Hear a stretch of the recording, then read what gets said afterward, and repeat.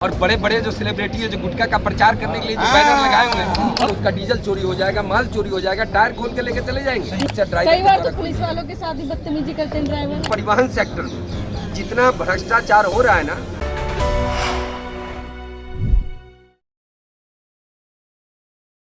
गाड़ी हाथ में आ गई ना, 1000 किलोमीटर जाना है, 1500 किलोमीटर जाना ना, तो अकेला ड्राइवर जाएगा। हेल्पर तक नहीं देते मालिक, गाड़ी मालिक देना पड़ेगा।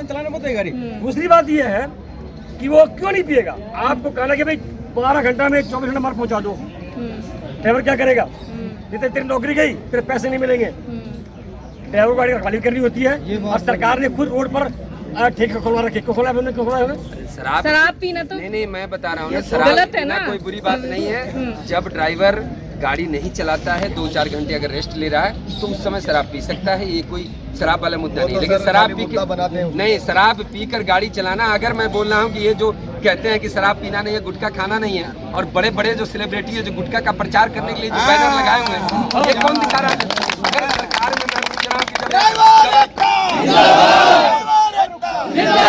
करोड़ इक्वल आप देखेंगे तो हर घर से ड्राइवर निकलेगा। आप पहचान नहीं पा रहे हैं, और ड्राइवर जो है ना किस तरह पहचान नहीं रहे, वो हनुमान जी की तरह, उस हनुमान जी की तरह पहचान नहीं रहे, जिस ताकत को बताने का काम ये ऑल ड्राइवर कल्याण से कर रहा है। ये हम सिर्फ ड्राइवरों की ताकत को बताना चाह रहे हैं, उस हनुमान जी की तरह कि देख लो भाई, तुम्हारे अंदर वो ताकत है कि तुम इस लंका को उड़ के पार कर लोगे। बस ये जगाने का काम हम कर रहे हैं। जिस दिन ये ड्राइवर जग गए तो सरकार बदलने की क्षमता, अगर इस भारत में कोई बदलेगा तो ड्राइवर ही बदलेगा। आपको आयोग की आवश्यकता क्यों है?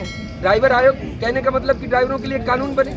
ड्राइवरों के लिए जब एक कानून व्यवस्था क्यों बने? हमारे बच्चों के लिए कानून बने। आज जो कदम कदम पर शोषण हो रहा है, आप देख रहे हैं ड्राइवर के हालात इतने हैं ना। ड्राइवर तो खुद दारू पर पी करके ड्राइविंग करते हैं, कुछ लोगों का कहना। सरकार ने मजबूर किया, सरकार ने मजबूर किया पीने के लिए। नहीं, ये चीजें जो आपको ये आपने कहा ना, ये जो आपने कहा बहुत सुंदर बात कहा। मैं इस पे भी कुछ बोलना चाह रहा हूँ। आज आपको बता दूं कि एक ड्राइवर की आयु अगर 60 साल होती है, वो 40 साल में मर जाता है। इसके बारे में आपने पूछा है? जो शौचालय की मुद्दा जो मैं 2018 से बोल रहा हूँ कि सड़क किनारे जो डब्बा लेके लोग बैठते हैं, क्यों बोल रहा हूँ? क्योंकि एक शौचालय एक बड़ी समस्या होती है ट्रक ड्राइवरों की। जब वो आदमी पेट उसका क्लियर नहीं होता है, तो बीमारी क्या हो, ये इस तरीके से होता है कि खाना नहीं पचना, नशा करना। वो 24 घंटे जब काम करेगा तो नशा कौन करता है?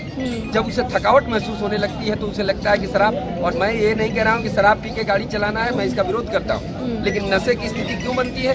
अगर हर 60 किलोमीटर पर अगर या 100 किलोमीटर पर अगर रेस्ट रूम बना होता जो ड्राइवर सुकून से सो जाते। आज अगर स्थिति ऐसी है कि कहीं ड्राइवर गाड़ी लगा के सो जाए तो उसका डीजल चोरी हो जाएगा, माल चोरी हो जाएगा, टायर खोल के लेके चले जाएंगे। आप क्या समझ रहे हैं? अरे प्रशासन, बड़े बड़े होटलों में होटल बने, भारत में इतने होटल बने हैं, वहाँ पर क्या जो टैक्सी ड्राइवर जाते हैं उनको लिए कोई रेस्ट रूम बना हुआ है? कुछ नहीं बना हुआ। आज FIR करने के लिए कई थानों के अंदर मैंने भेजा है लोगों को। वो पुलिस वाले क्या कहते हैं कि हम पकड़ने की कोशिश कर रहे हैं। ये ऊपर से नीचे तक पूरे क्रॉप्ड। और मैं आपको बता दूं कि ड्राइवर ही इस देश में अपनी बेहतरी के लिए लड़ेंगे, क्योंकि ड्राइवरों की समस्या है, और ड्राइवरों की समस्या ड्राइवर। कई बार तो पुलिस वालों के साथ ही बदतमीजी करते हैं ड्राइवर, ऐसा भी उनकी मजबूरी है।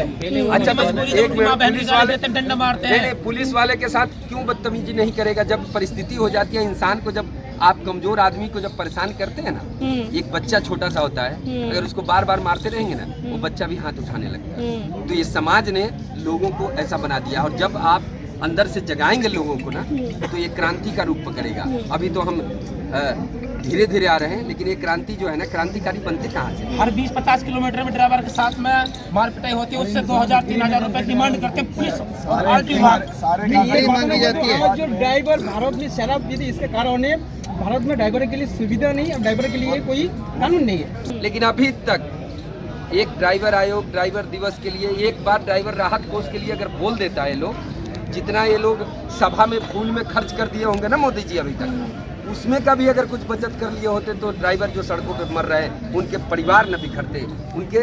मैं आपको क्या बताऊं कि आज भारत के ड्राइवरों की स्थिति वो है, जो दुर्घटना होने के बाद मैंने ऐसे कई ड्राइवरों के घर को देखा है कि बिखर जाते हैं। उनकी औरत बच्चों की क्या स्थिति बन जाती है, जो मैं इस समय बोल नहीं सकता, क्योंकि वो सब मैं नहीं बोल सकता।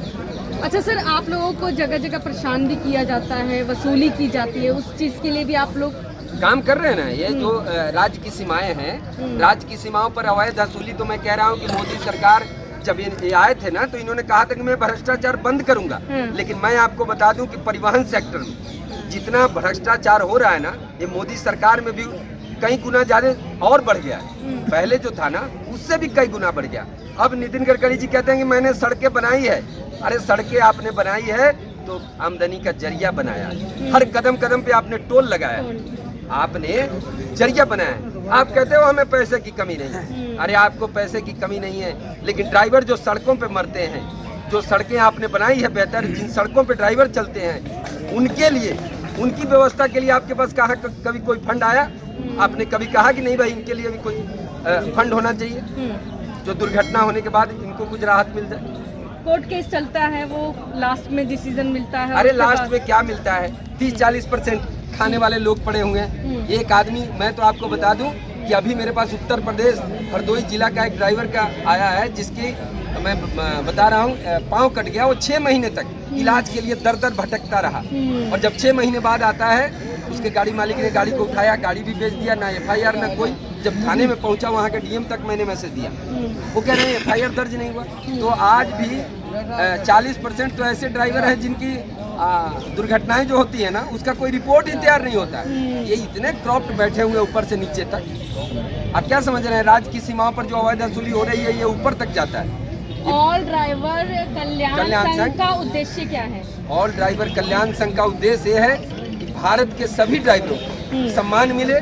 भारत के जितने भी ड्राइवर हैं, चाहे ऑटो, टैक्सी, ट्रक, बस जो भी चला रहे हैं, जो कमर्शियल वाहन, जो पेशेवर ड्राइवर हैं, उन सभी के लिए हम खड़े हैं, और उनको एक सम्मान मिले। ड्राइवर आयोग बने, ड्राइवर दिवस हो, ड्राइवर वेलफेयर बोर्ड बने, और भारत में जो आज ड्राइवरिंग के लिए आपको मैं बता दूं कि जो ट्रक चलाते हैं ड्राइवर, उनके साथ खलासी नहीं मिलता है, हेल्पर नहीं मिलता है। क्यों? क्योंकि इस मोटर सेक्टर से कोई आना नहीं चाहता है, शर्म से बताना नहीं चाहता है कि मैं ड्राइवर। शादी, अगर कोई नौजवान ड्राइवर है, वो शादी नहीं होती है ड्राइवर बताने से। ये आप भी जानते हैं, क्योंकि आप भी इसी समाज से आते हैं, ऐसा नहीं कि आप अलग से। ड्राइवर बताने में लोग शर्माते हैं। तो मैं चाहता हूँ, इस संगठन का मुख्य उद्देश्य है कि भारत के अंदर ड्राइवर बचाओ, देश बचाओ। भारत के अंदर लोग गर्व से कहे कि मैं एक भारतीय ड्राइवर हूं। ये मेरा उद्देश्य, ये संगठन का उद्देश्य है। ड्राइवर स्ट्राइक कर भी लेगा, बैठ भी जाएगा धरने पे, तो सरकार को इससे क्या फर्क पड़ेगा? फर्क पड़ेगा ना। फर्क तो ये पड़ेगा कि मैं आपको बता रहा हूँ, की चीजें सारी बंद हो जाएंगी। 6 मार्च को हम लोग यहाँ आए थे, और आज इस लास्ट 1 दिसंबर को यहाँ आए हैं, और 1 दिसंबर के बाद अभी भी हमारे पास वक्त है। इलेक्शन जो है ना, वक्त है 2024, क्योंकि हमारे पास तादाद इतनी है ना कि हम अपने मत का प्रयोग करेंगे।